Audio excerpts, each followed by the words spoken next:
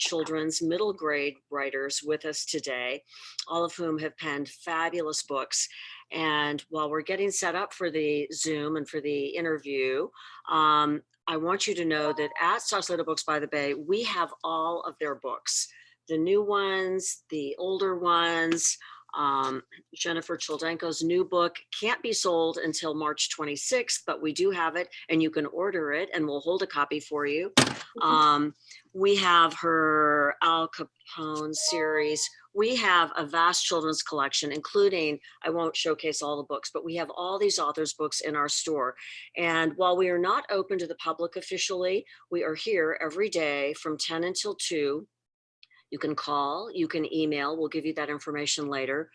You can order a book from us via phone, our website, you can email us. We will deliver it for free to your doorstep. We will ship for free anywhere in the US, and or you can, if you're going stir crazy, you can come out and pick it up curbside. So we are open for all of those services. So we don't want you to stop reading.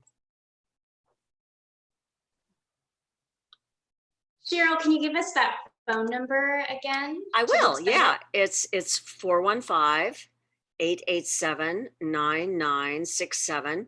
And our website is sausalitobooksbythebay.com.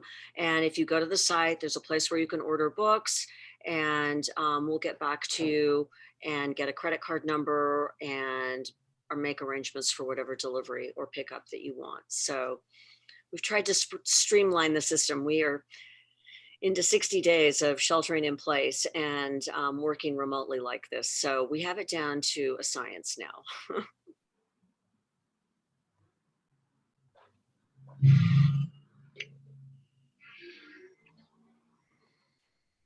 Sorry, just working at a few quick.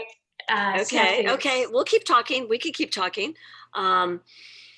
So I guess I have a whole series of questions, but I don't want to go into those yet. Can we ask you questions? Ask me questions. Yes, okay. I'd like that. I always ask questions. Ask me questions. All right. So this is a fairly new venture for you. What did you do before you did Books by the Bay? Well, I was contemplating retirement, and this does not spell retirement, but I opened up Books by the Bay 9 months ago, right in the middle of the raging wildfires and the power outages.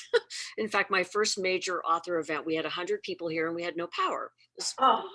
Yes, it was like a hurricane party or, you know, the Blitzkrieg or something. Anyway, and now we have pandemic. So it's, you know, what a time to open a new business. Prior to this, I was involved in the Book Passage that was here. I was hosting events for them. They decided this wasn't for them, and there was sort of a hue and cry in the community for us to continue doing a community bookstore, an independent bookstore. So you stepped up.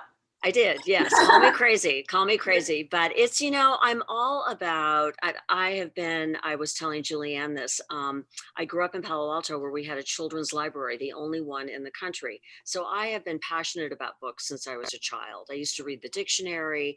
I actually studied student literature a little bit when I was at Cal, when I was at Berkeley.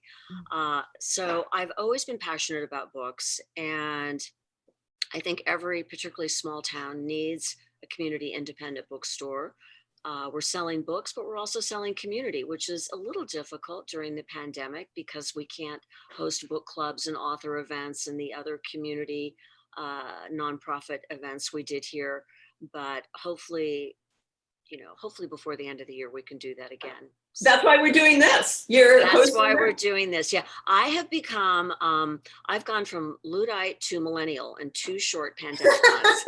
I have pivoted everything to online and digital. And it was in fact a very technologically challenging week for me. I'm so happy not to be hosting this one, but I have learned to edit videos. I have learned to do webinars, which is different than a regular Zoom meeting. Right. And it's a lot. Talk about a radical learning curve, but it is certainly, you know, it's the new normal. So I hope to get back to live events at some point because I think that they're so much more dynamic. But in the interim, this is a great way for us to communicate. And my first author event, it was this Zoom event, the virtual event. It was pouring rain. So we probably had more people on the Zoom call than we would in the store that day because they didn't have to go out in the rain. So I think the future will be a mix of everything. And I think you have to have a digital platform. You have to communicate on those platforms. But I don't think we'll ever lose the high touch, come into the bookstore, browse, talk to our booksellers, touch the books. You know, we're gonna start doing a virtual story time, but that's not the same as having the moms in the strollers and all the kids in the store. And but you know, it's all about being flexible and improvising right now. Yeah.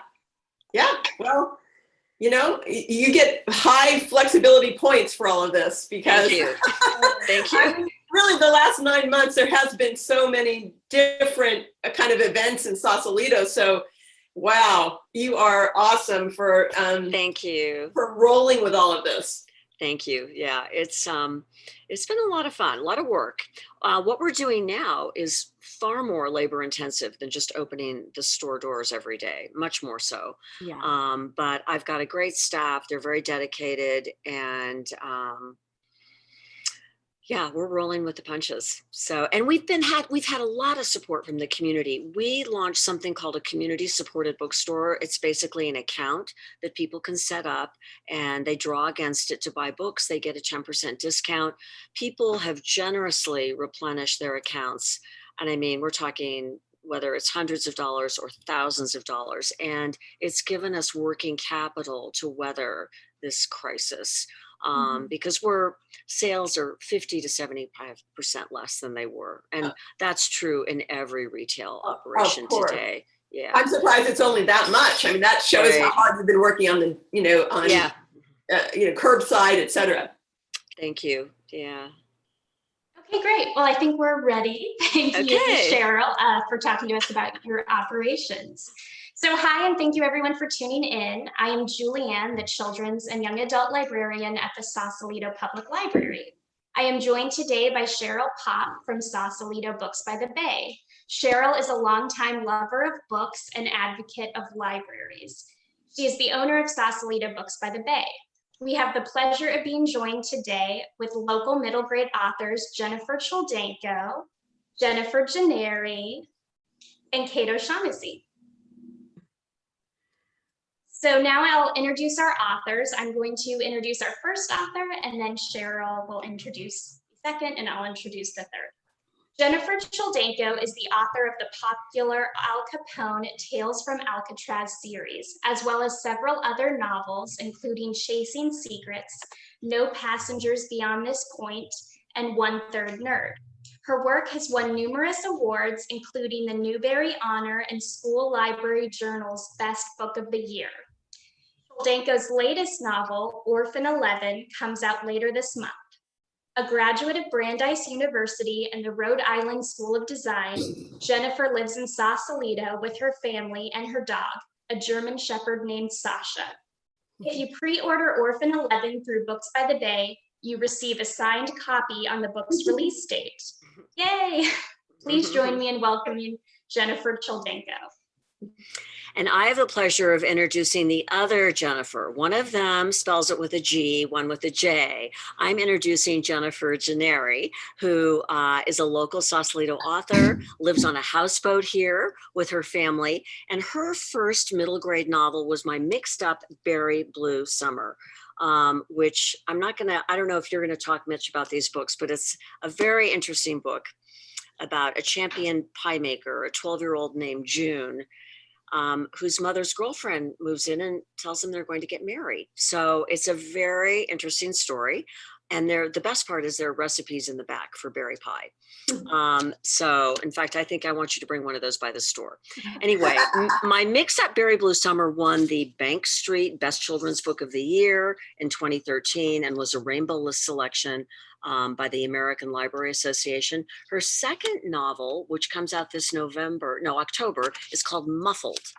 There it is. And I love the pink muff on the cover. The cover is fabulous. Jennifer is a graduate of Vassar and then also got an MFA from the Vermont School of Fine Arts. Aside from writing, she enjoys kayaking, swimming, biking, doing puzzles. She's been one of our best jigsaw puzzle customers since the pandemic started. And I think this is also very admirable that she tutors local youth at 826 Valencia, which is a wonderful community service project. So that's Jennifer. Thank you. I do want to just interject that the Bank Street organization, it's a wonderful organization, and they actually have a list of a lot of recommended titles. So my Mixed Up Berry Blue Summer was just one of a number of titles that are nominated during a year from Bank Street. It's a great organization based out of Boston. I do recommend looking at their list. Thank you. Thank you, Jen. So now I have the pleasure of introducing Kate O'Shaughnessy. Kate O'Shaughnessy is a graduate of Yale and lives in Berkeley, California. Her debut novel, The Lonely Heart of Maybelle Lane, was published in March 2020. Her book has received starred reviews from Kirkus and Publishers Weekly. When not writing, Kate likes to garden, hike, eat, and hang out with her rescue dog, Mo. Before she was a writer, Kate went to culinary school and used to be a chef. Please join me in welcoming Kate O'Shaughnessy. Hi, Kate. Hello. Okay, so the Sausalito Library is partnering with Books by the Bay to sponsor a book raffle. We are raffling off a title from each of today's authors, so be sure to fill out the Google form to enter the raffle, and I'll be putting the link in the sidebar chat. So let's see if we can get started with our author interview. We'll start the question and answer portion. Cheryl and I will take turns asking the authors questions, and then at 2:45, we will move over to audience questions. So be sure to get your questions into the chat, and we'll be asking them from there. So our first question is, where do you get inspiration for your work, and what do you do when you are writing and get stuck for an idea? Who would like to start? I'll start. I'll jump in. So for me, I think a lot of my ideas, I journal most mornings. It's something that I've tried to do for years now, probably 6 or 7 years straight I've been doing it.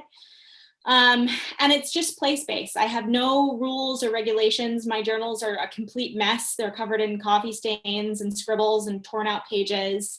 And I just find that time in the morning is when a lot of ideas sort of bubble up from beneath the surface. It's where the idea came from for my debut novel. The voice just sort of popped onto the page. And I think, beyond just the journaling, I think it's also the things that I'm really interested in exploring in myself, are like the vulnerabilities, things that I'm afraid of, things that I'm going through, because I feel like it brings a lot of truth to the work, is when you're willing to be really, really honest about things that you feel on the page. And I love when I feel that honesty coming through for books that I read. And for me, I work out a lot of ideas in the shower, which is hard because I try to take short showers living in Northern California, but for sure, there's something about the hot water that just unlocks the stuff. All of my scenes that I've had issues with that I've worked out have been in the shower.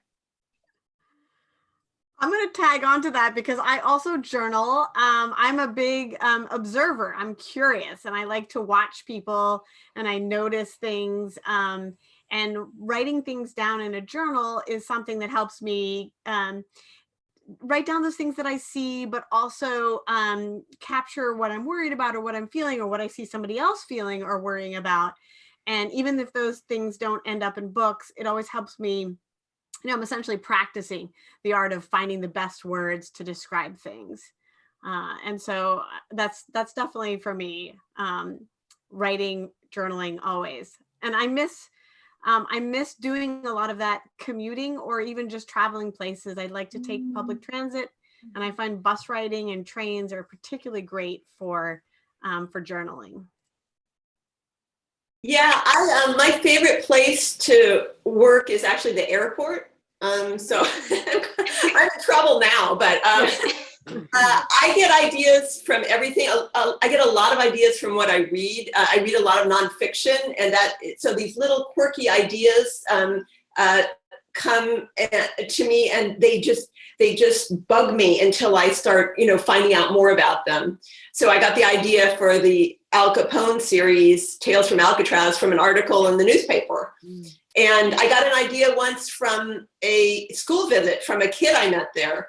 In that school visit, they had a very small space, so there were only every classroom only got 2 tickets. So this kid got a ticket and he realized they were valuable, so he sold his.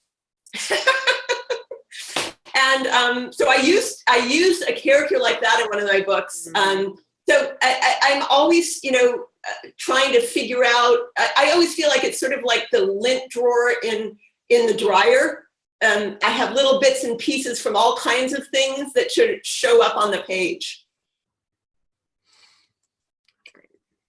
That's wonderful. So are they going to go into question 3 now? Or it's question 2. You want me to do 2? Okay, they're not, I thought they were going to cover it all together. Okay, so you kind of covered all of this, but some of you did. How has your writing, shifted now that you're sheltering in place and at home? You can't work at the airport, Jennifer. You're not out on your bike getting ideas. I know a lot of writers socially isolate naturally. So it's kind of like, oh, so this is not that different. I'm just at home writing. But how has this changed your writing process, if at all? It's actually, I've developed something new, which I am definitely going to keep once we stop sheltering in place. And that is, I take my car and I drive to a great spot and I work there in the car, move over to the passenger seat, and I work there until I have to pee. Then I come home and I get more coffee and I go out again to a different spot because I like that stimulation of different places. And I also, we have more people at home than we used to with sheltering in place. And so it gives me that sort of safe place where no one is coming in to ask, if I've unloaded the dishwasher or I'm not hearing the different Zoom sessions from the different places in my house. Right. So it's been wonderful. And it's such a treat. I look forward to it every day. Okay. Great. Jennifer, Kate, has your patterns changed at all? Yeah, I think for me, to be just totally transparent and honest, I think it's been hard on me. I think the shelter in place has affected sort of my mental space. It's, I think it's one of those things that you don't realize is a weight until it's gone. And then you're like, wow, that was really affecting me. So in the beginning, I actually wasn't writing at all. For the first month and a half, 2 months, I felt empty. Like my creative well felt really, really drained, even though I had so much time and space and all of that. And I think finally what got me out of it was just letting myself really play. And switching from trying to quote unquote get work done to saying, how can I, right now, what I really need to do is I need to fall in love with just having fun writing. And honestly, it was just a great exercise to do. And I think it's something that I think I'll do from now on, which is just like, I really took my journaling to the nth degree. And I just started working on, I wrote a really quick chapter book just to play around with something, just to sort of break me out of that, like, oh, you need to be working and you need to be doing this thing. And since I did that, I've found my groove again and I'm working on the project I'm supposed to be working on. But yeah, I usually write at a place, it's called Left Margin Lit here in Berkeley, and it's a creative writing center. And it's a bunch of writers, journalists, poets who get together and use the workspace. And there's something so inspiring about showing up every day and having everyone be very quiet, working on their laptop, drinking coffee. And because you don't go there and search Google, I would feel too guilty to be there. Yeah. So there's a social pressure there that I really love, and it's the community too. So I miss that a lot, but more play has definitely been the thing that's brought me back to writing. For me, it's funny. I like to talk out loud a lot and I read my work out loud. And now that my husband is here as well, I'm finding that we have to find separate places in the houseboat, and the houseboat is small, but I'm now in this, workspace a lot more than I used to be. But I do like having somebody to eat lunch with. So that's been a nice difference. But mostly I'm working and writing. I feel like my output hasn't changed. Part of what's been exciting for me is that I'm also teaching a class with Highlights Foundation.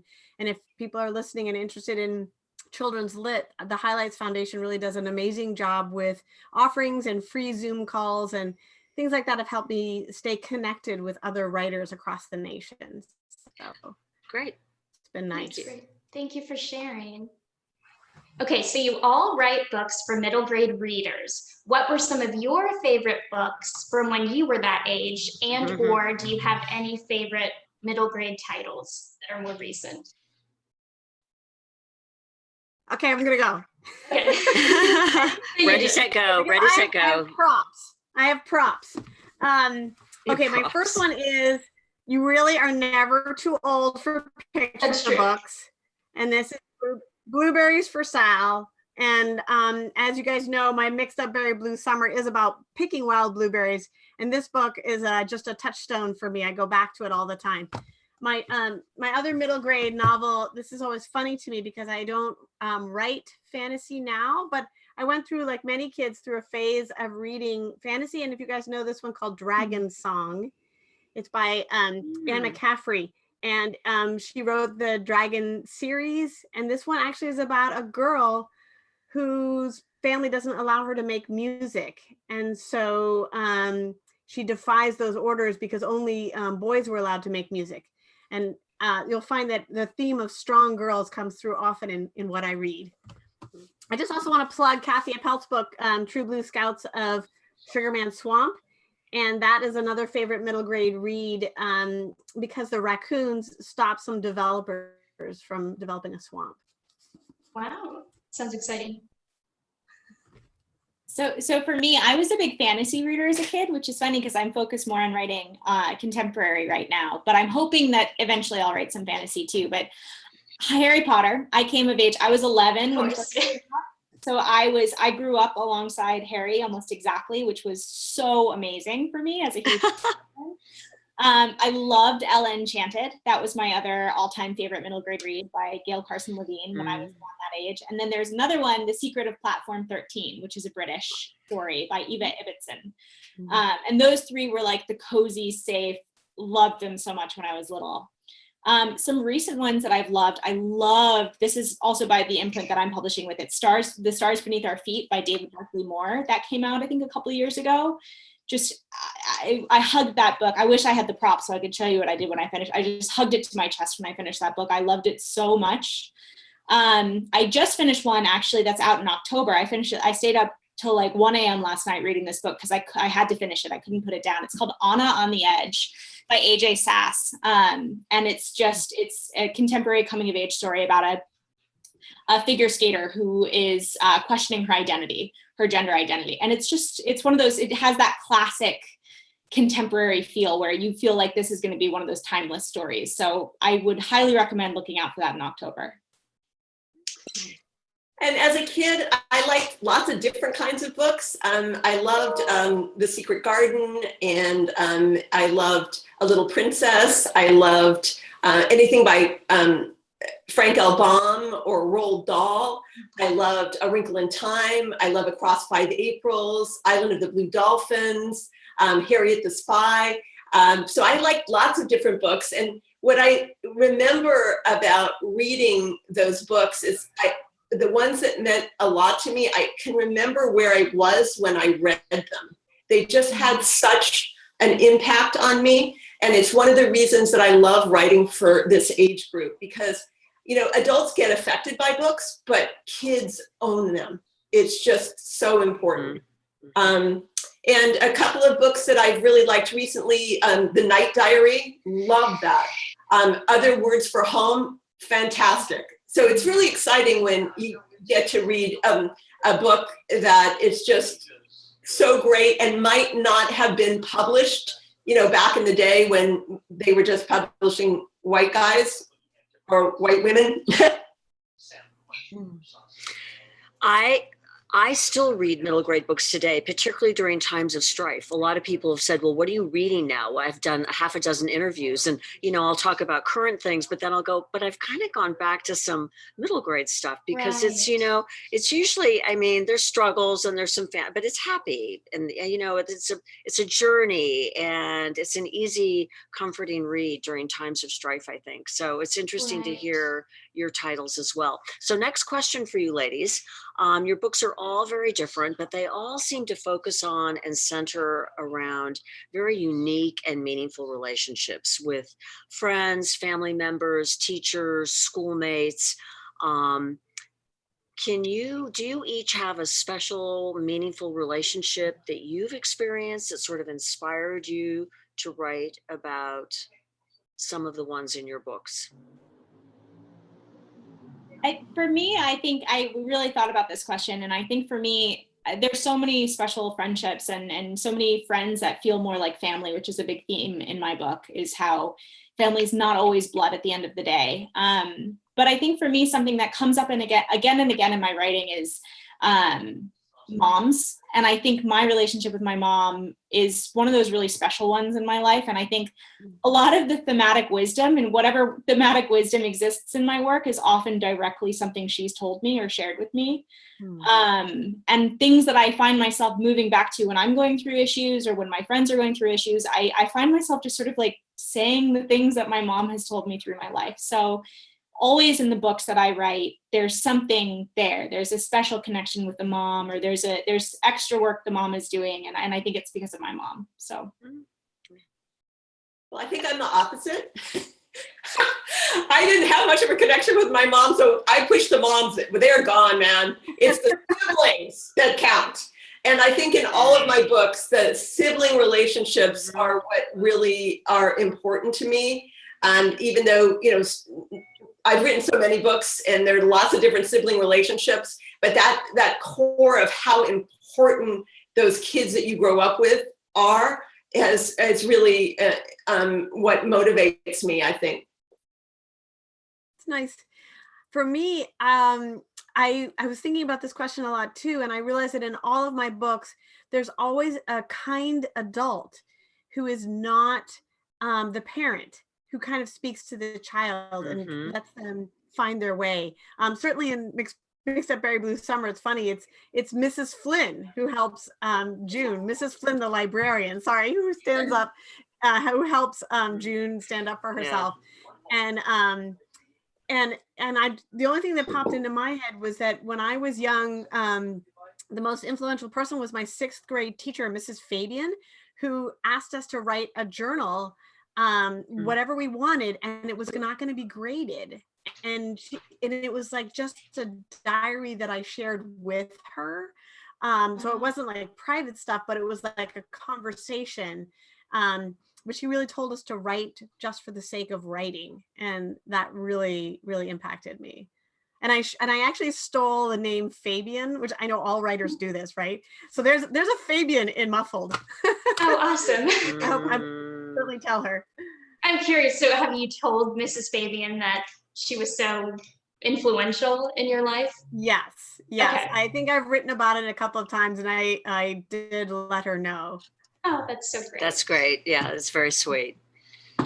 So before we jump into our next question, if you are just tuning in, we are talking with authors Jennifer Choldenko, Jennifer Gennari, and Kate O'Shaughnessy. The Sausalito Library is partnering with Sausalito Books by the Bay to sponsor a book raffle. We are raffling off a title from each of today's authors, so be sure to fill out the Google form to enter the raffle, which is in the chat section of this live stream.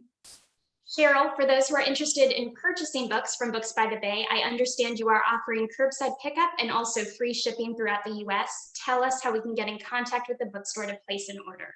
That's correct. You can call us at 415-887-9967. You can go to our website, Sausalito Books by the Bay, and email us, order books online. You can pick up curbside here at the store in downtown Sausalito, or we will deliver if you live locally to your doorstep. And we will, as Julianne said, we will ship for free anywhere in the United States. So we're trying to make it as easy as possible for you during these challenging times. And we have copies of all the books that these authors have written in our store. We made sure to be stocked up. Thank you, Cheryl. So our next question is inspired by Kate O'Shaughnessy's book. So in Kate O'Shaughnessy's The Lonely Heart of Maybelle Lane, Maybelle has a sound collection.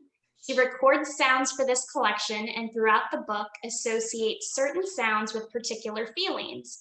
Inspired by Maybelle, what is the sound of happiness for you? Kate, you got to go first. Okay, I'll go first. I think for me, similar to Maybell, I think the sounds that really stick out to me are sort of the smaller everyday sounds that sort of make up your life. So some sounds that came, I was brainstorming, and I think there's just a couple that just immediately feel safe and warm to me, which is my dog cries when she's really happy and excited. And it's like this kind of excited whine shriek.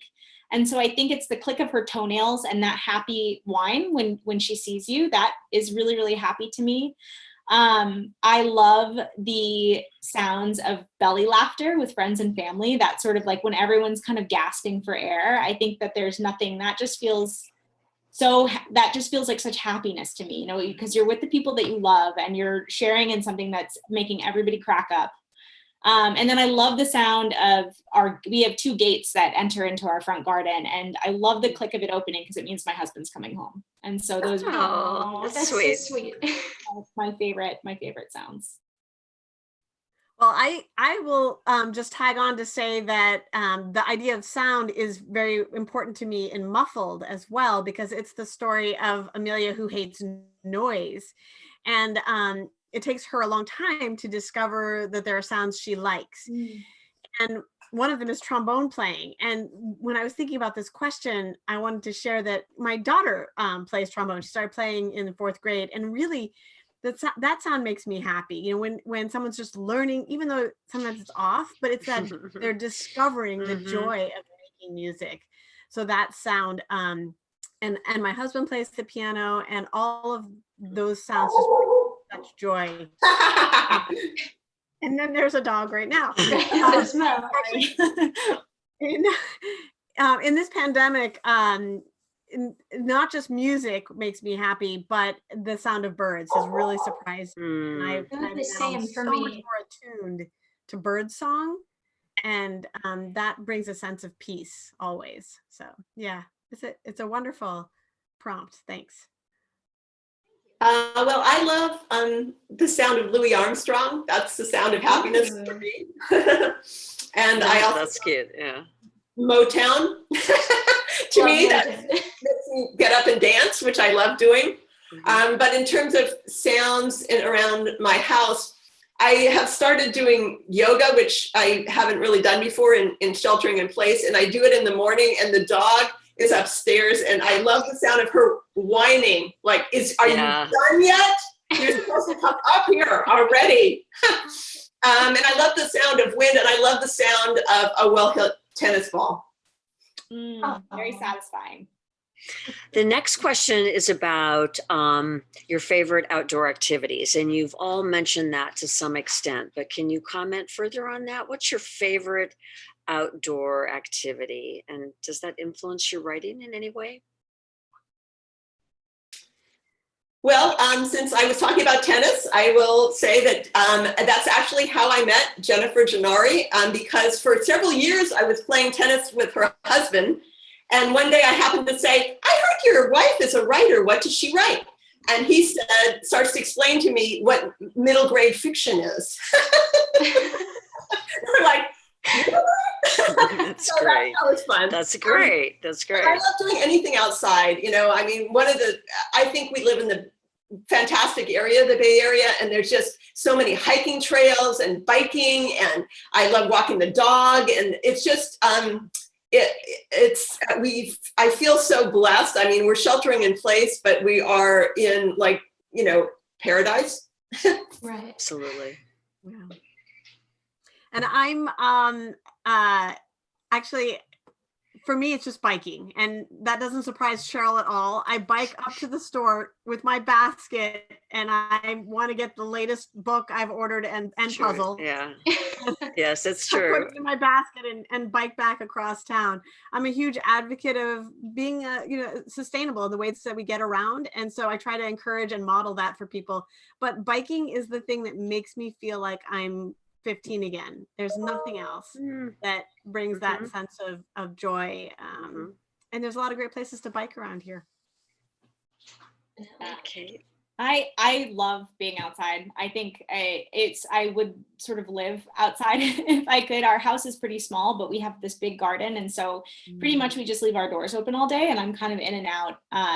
I love to garden. I'm not great at it necessarily, but things here in the Bay Area just seem to want to stay alive, which is very helpful. I love backpacking. So if I can get out overnight on a trail and do like a multi-day trek, that for me is so recentering, to get away from screens and get away from everything and just be fully in nature. And the tasks become so meaningful, whether it's breaking down your tent to making coffee in the morning. It's such a nice break from life. And I hope to be able to do it again soon. So. Yeah. That's great. Thank you for sharing. All great answers. Aside from writing, what is a special talent or skill that you have? Well, I'll say, just going off my garden thing. As you mentioned in my introduction, I am a trained chef. So I think that's something that's a really fun thing to bring out, is that, I've got funny little skills here and there in the kitchen and knowledge that I feel like is pretty useful. I knew, I studied food in college pretty extensively. I did my senior thesis about food and food marketing and stuff like that. And my jobs were all food related in college. And then I went to culinary school and worked in restaurants, and then parlayed that into a fellowship on a farm. So everything about food, what its production, the supply chains in the United States, the making of it, the congregating around a table and eating meals together those are all things I love. So I can definitely whip up one or two things that feel kind of special. And that's definitely a fun treat to break out.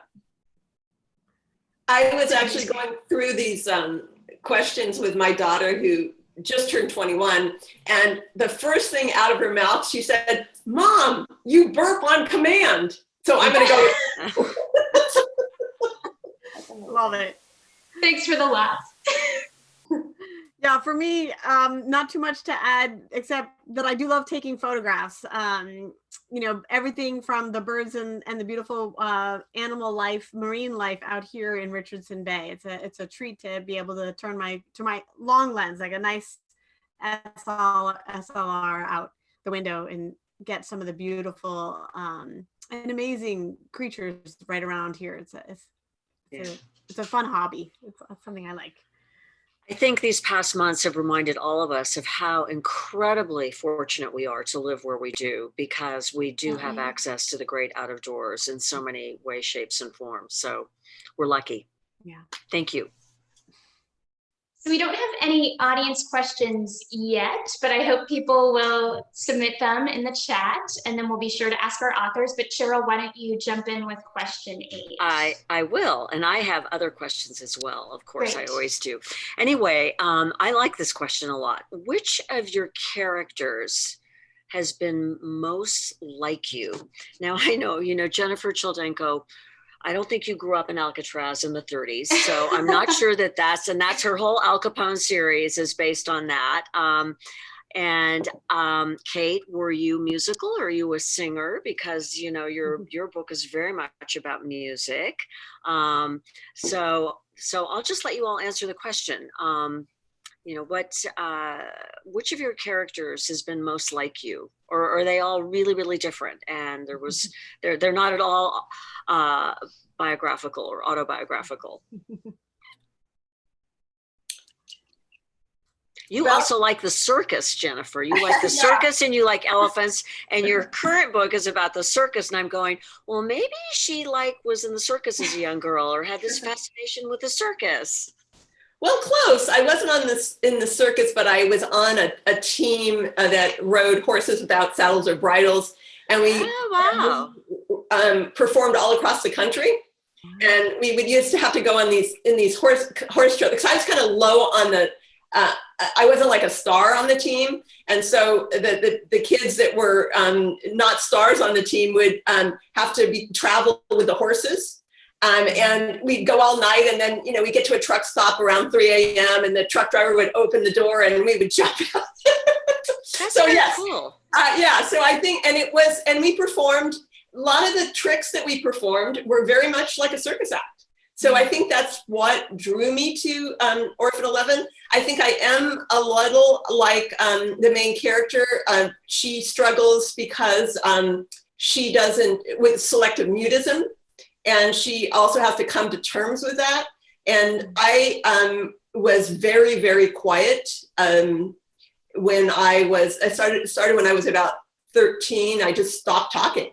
Not completely, but I didn't talk very often. So I think there's a lot of me in her. That said, though, there's a little part of me in every character I create, even the antagonists, because that's how I breathe life into them. So there's lots of characters like me, I think. Yeah, okay. Yeah, jumping off of that comment, that's always, people always say, you know, do you get inspiration for your characters from observing people or people in your life? And my answer is always that I feel like it's myself for characters. And I think it doesn't, it's that tiny little seed that you plant in them where you're like, we both have this thing, whether it's something that you want to be like and you give it to that character, it's something that you might be kind of ashamed of in yourself, whether it's like a weakness or a vulnerability. And I feel like that breathes a lot of life into characters. Or things, you know, that you want. Like, for instance, you asked if I was musical. I am not. I sound like a drowned cat when I try to sing. And if there's one thing for me, I think it was wish fulfillment. I love music. Yeah. I would love to have a beautiful voice. That is something that, like, everyone's, you know, when you ask, like, what's one little skill you wish you had? That's definitely something I wish I had. And so I gave it to my main character. You know, there's that element of, I really want this, so she's going to have it.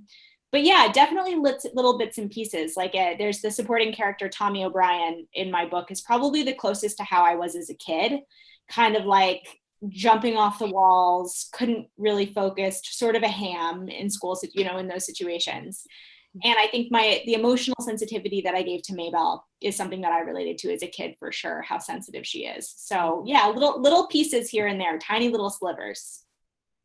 Yeah, I think that's the same answer I would give in terms of like the way we build character. Sometimes it's something I observe in somebody else, and sometimes it is something that I remember about how I felt, or something that I witnessed my kids feeling, or just kind of being attuned to how people are feeling. I like to pay attention to people's emotions. But I will say that in my first book, I'm a little bit like June, because I do love making pie and swimming, and I am afraid of heights. And so I'll leave it to future readers to know whether or not June actually does that thing of jumping off a cliff into Lake Champlain. But it is something I know very well, because I did spend my high school years, and my family still lives in Vermont. And so it was easy to draw on that setting for that first novel. So yeah, it makes total sense to me that you would get inspiration from your own childhood, your experiences, your family, what worked, what didn't work. I think it's hard for any writer writing at any level not to incorporate some of that. So it makes it very human and very real, I think. So thank you. Right. And I liked how Jennifer Choldenko shared that even her antagonists have parts of her in them. I think that's very interesting. So this might be an interesting question to answer, but what is your least favorite thing about being an author, and or the most challenging thing about being an author? Anyone who can jump in. I think the waiting. It takes so long between when the idea comes and when you write that draft, and then you have to go through this process of finding the right publishing house or the right editor to you know, publish your book. I mean, when and if that happens, I know for a lot of people, they write stories and they're still trying to break into that world. I'm fortunate to already be there, but there's something about that slow process. Necessary, however, because I have appreciated, again, how important revision is, and editing, and making that book the best it can be. But then there's the printing and the proofreading, and you know, it takes a long time. Yeah. I guess for me, the most challenging thing is I adore writing. To me, it makes me feel much more alive and own, you know, what's happening in my life. And I love the feeling when you get a new idea. It's like, it really is like this burst of energy through your brain. And it's fantastic. I love writing. And I love, you know, like I mentioned, you know, sitting in my car and in this protective space where, you know, everything, it's only me and my ideas and me and my story and my characters. What's hard is when I like actually the editorial process a lot because I've been fortunate to have fantastic editors. So I love the editorial process. But once that's done and the book comes out and people have opinions, you can get a bunch of starred reviews and but you never have a book that everybody likes. There's always somebody that doesn't like it. And that's hard. It's hard to understand that I don't like every book, and so other people won't either. That it's really there is no one book that's one size fits all. But for me to have anyone not like something about my book is still hard. And you think since Orphan 11 is my 16th book that I would be used to it, but I'm not. Yeah, I think something that I find challenging is, so I love writing, and what I find frustrating along with the love of doing it is when you have this concept or an outline in your head for how you're hoping that first draft is going to turn out. Often it looks beautiful and sparkly in your mind. It's, brilliant and full of genius ideas that no one has ever written before. And then it's very humbling to then look what you get on the page. There's really funny memes online that it's like, oh, the idea of my book, and it's like this glorious fox with the wind blowing its fur, and it's like how the book actually looks to get it on paper, and it's like that really scary taxidermied fox who's like face messed up. So I think that's really challenging because it forces you to sort of let go and just sort of submit yourself to the process that first draft isn't going to be perfect and it's not going to look like what it is in your head. And I think it's just it's a good meditative process for all things in life, that just, done is better than perfect, because there is no such thing as perfect. And I think also just the rejection is hard. Like Jennifer was saying, there's no matter what, like whether you're submitting to agents or to publishing houses or getting those reviews, there's rejection at every stage. And it's great for building a thicker skin, but it doesn't mean that it doesn't sting at the same time. So that part is hard. I think you're all very brave for putting yourself out there. Any artist, any writer, it's a very brave process. So thank you for taking the risk and for doing it. This is the last official question we have, and it's a fun one. It will be Halloween in a few months. What's your favorite costume? What's your favorite thing to dress up as at Halloween? I'm guessing Jennifer Choldenko might say elephants because she loves elephants. That's a very hard question or hard costume to do. Oh, I would not be an elephant. I would definitely be a jar of peanut butter. A jar of peanut butter. Okay. This is a funny question. Like, what's your favorite fruit? What's your favorite Halloween costume? Why? I want to know the reasoning. Yeah, about the peanut butter too. I love peanut butter. And I've always liked inanimate kind of object sort of costumes. As a kid, I did a lot of that. So I could just really see myself. I have that kind of roundness, and I could feel the lid. It just feels like me. Mm-hmm. I'm going to tag on to that because I actually hate Halloween, really hate dressing up. And as a kid, I dressed up in inanimate objects too. We did my friend and I did an elaborate soda can costume that was like a poster board that we wrapped around ourselves and painted like I was Fanta orange. Such a traumatic experience that I actually put it in muffled. My character is like the last one doing the homemade costume when everybody else is like a princess and she's bumping around in her cardboard. Yeah, it's funny. I prefer to wear the Dr. Seuss hat and pass out the candy. That's always fun too. I always have these like ideas for myself that I'm going to do something amazing and creative for Halloween. And then all of a sudden it's one of those things you look at the calendar and you're like, oh my gosh, it's in 2 days. I haven't done it. I've done that for me every year. But one thing that I've always wanted to be, and I don't know, it's so elaborate and it's so specific. And I feel like it would just require, maybe if I get invited to like an amazing costume party, I'll do it. But one of my favorite villains is Bane from The Dark Knight Rises. And I think putting on a bald cap, and I'm also quite short and like I have nothing close to the stature of he's so muscly and he wears that vest. And I just think like a face mask and a bald cap and like this really intense macho vest from The Dark Knight Rises Bane. I just think it would be the funny, and you get to do the voice, the weird voice that he does. So that for me, I always threatened to my husband that I'm going to show up for a Halloween costume dressed as Bane. So, like I said, if the invitation ever comes, it's happening. Okay, I know what to look for in the Halloween parade. I'll know it's you guys. Thank you. Cheryl, would you like to ask one of your questions? Yeah, this is kind of a question for Jennifer Choldenko. I've read a lot of your books, not every single Al Capone, but what's in a name? You have such interesting names for your characters. India, Finn, Mouse, Ant, not Antonia rather. Moose is the Moose Flanagan is the kid on Alcatraz in all of those books. And I'll ask this of all the authors, are names, how do you name your characters? And, but you in particular, Jennifer, I'm going, where did these names come from?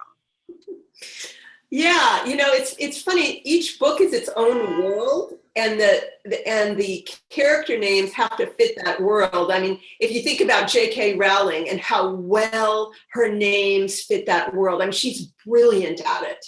And so each book, develops this sort of theme, and then you have to figure out the names that work to it. And, I try a lot of them. And they can't be too cute. They have to feel real. But when they really feel real, it seems like they hook onto a character and the character comes to life.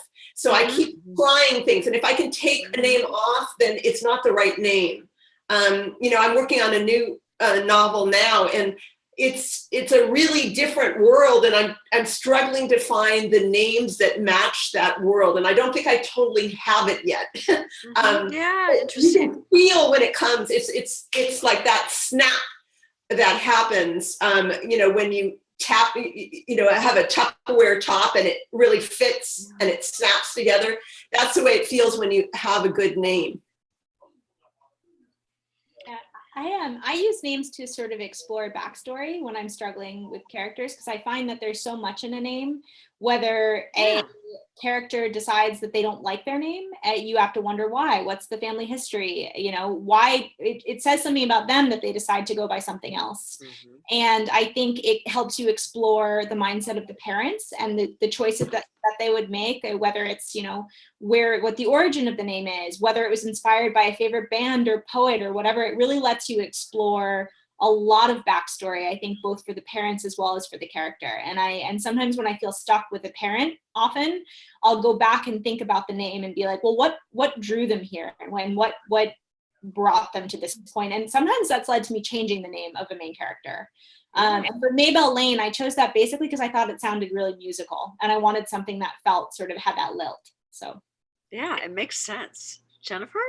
Yeah, I am like Jennifer. I spend time with a name. Like sometimes I'll actually put a name in a book as a placeholder, and I know that it's going to change, that I'm looking for that right name. And even in my Mixed Up Berry Blue Summer, the girl's name was something else, like Elsa or something weird. Anyways, June finally came to me because she was sunnier. Like it's a happy, and it was a summertime book, and also not too girly, which was important to me. But I spent a lot of time on baby name websites. Interesting. When I know what consonant I want it to start with, I start there, and then you can look at the baby name websites. Yeah. And the reason that a consonant matters is because I've learned you don't want to have your characters start with, they want to have like different consonants, like, oh, I've already used an M, so I need to use something else that starts. Otherwise, readers can get confused.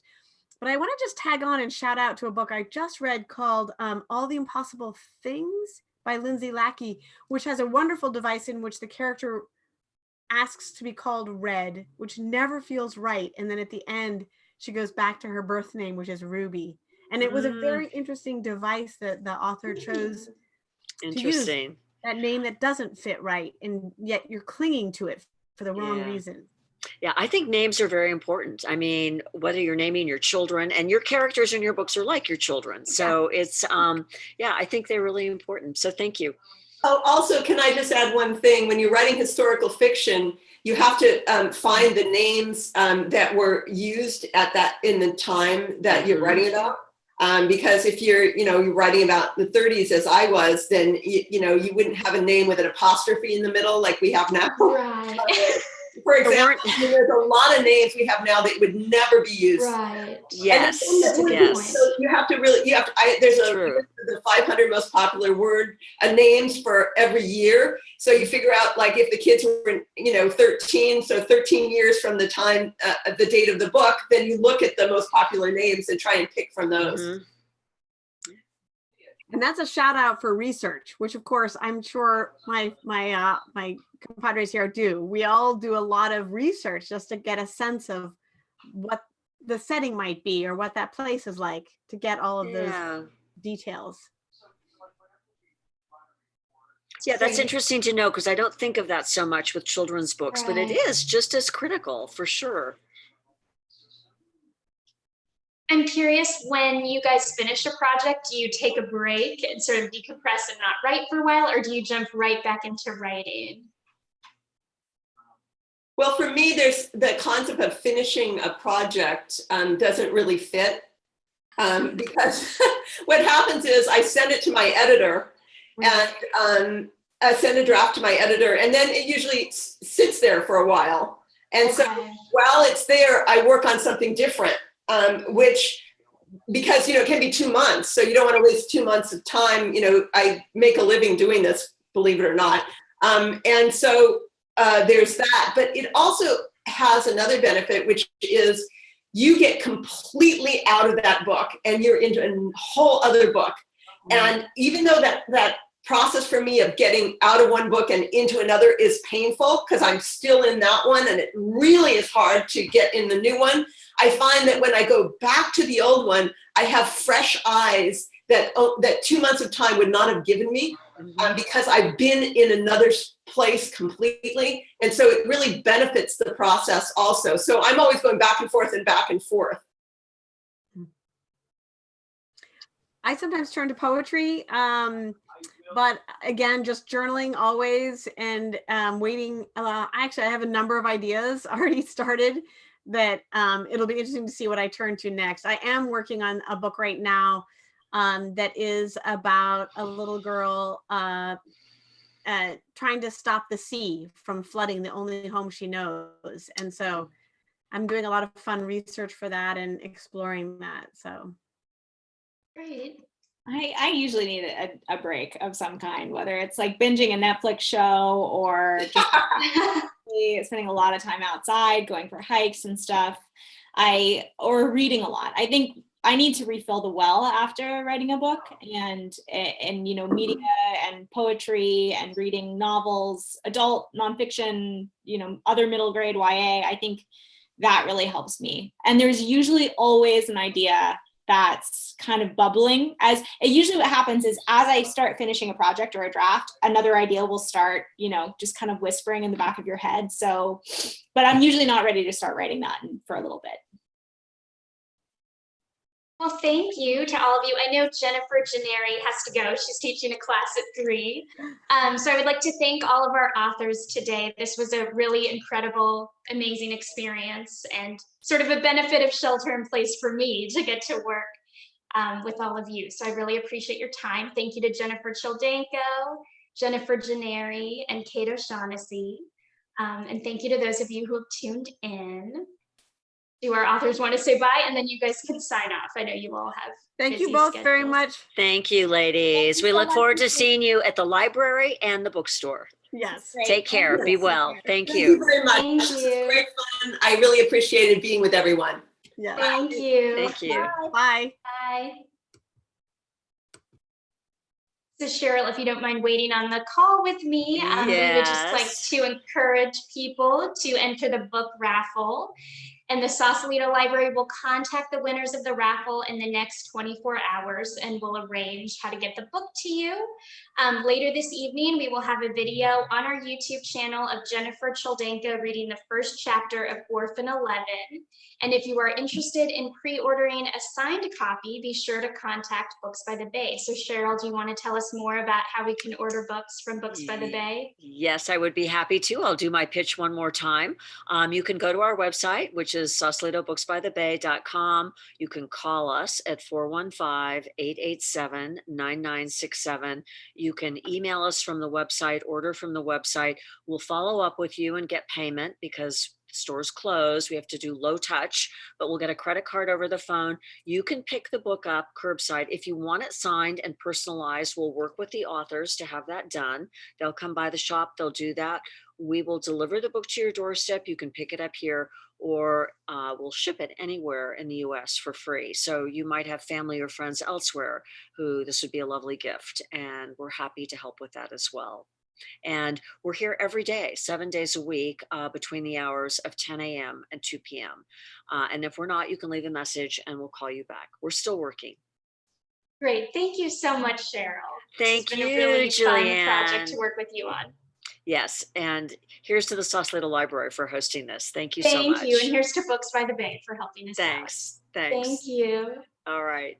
Take care. You too. Bye. Bye-bye.